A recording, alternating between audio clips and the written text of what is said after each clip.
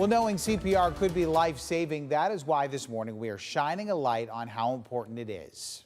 Amy Steigerwald joins us live this morning from Toledo Fire and Rescue headquarters. And Amy, EMS crews, they say they see a huge difference when they find that someone knows how to do CPR or use that AED.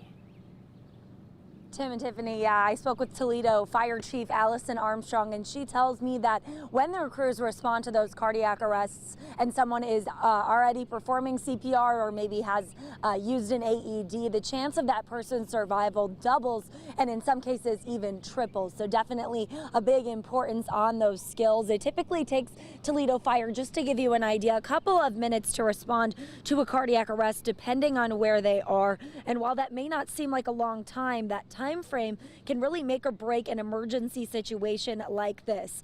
According to the American Red Cross, roughly 10% of people who survive a cardiac arrest in the United States do so because CPR or an AED was used within the first few minutes, which is oftentimes before first responders are able to get on scene. One example of that here locally is Bruce Tronalone. I spoke with him earlier this year after he suffered a cardiac arrest and was revived by an AED. Thankfully, he tells me he is recovering, but his doctors told him he would not have survived if there were not fast-acting people around him.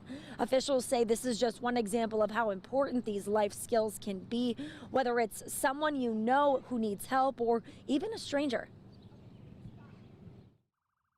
Probably more than 50% of the time, somebody is there rendering aid, but you have to realize that most of these happen in somebody's house. So that's your family member, that's your friend, that's somebody you know intimately, so people are more apt to act and provide that care than if out on the street with somebody you don't know.